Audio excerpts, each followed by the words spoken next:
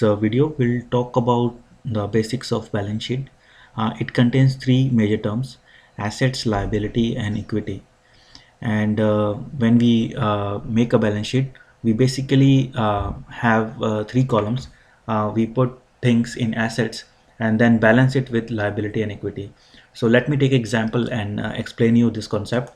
So suppose if you buy a house, so you buy a house and that house is worth 100k, right?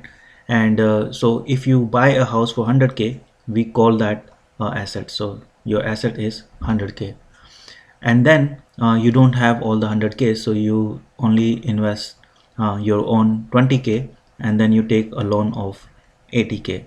So this is your loan and this is your cash.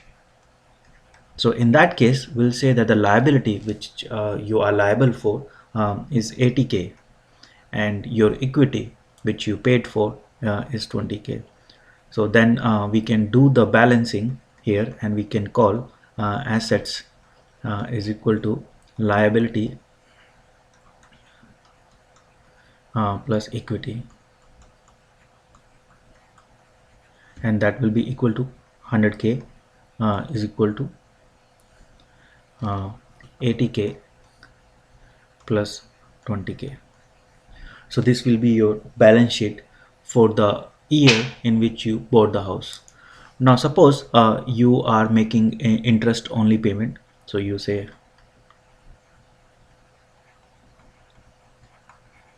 payment.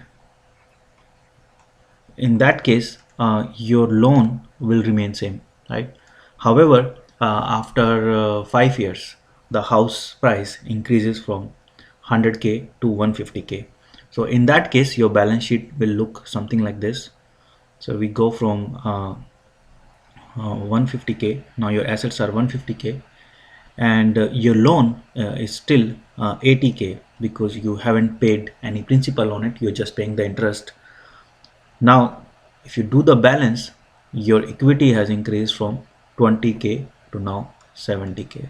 So you gained in equity, or your cash investment, which was only $20,000 in the beginning, now has increased to $70,000.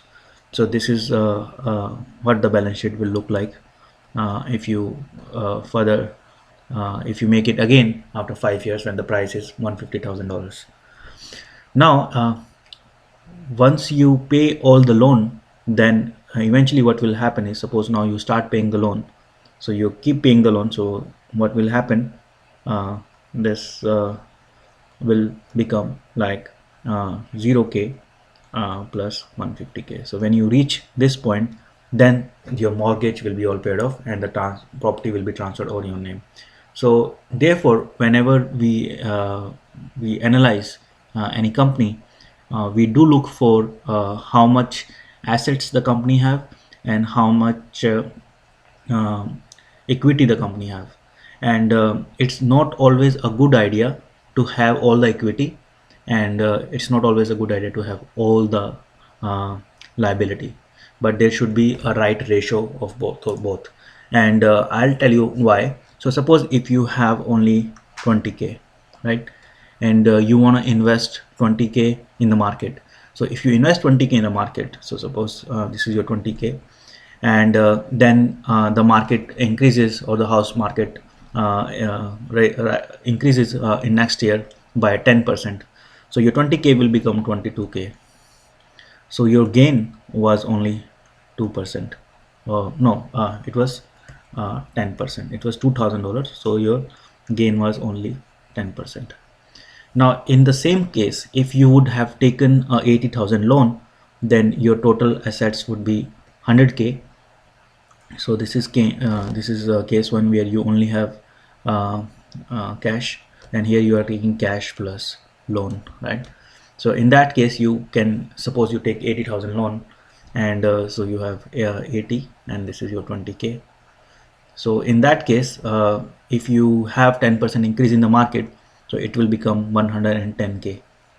So in that case your gain was 10k, and if you compare it to your actual investment, which was 20k, then 20k become 10 k plus 20k because you gain 10k, so your return was almost 50%.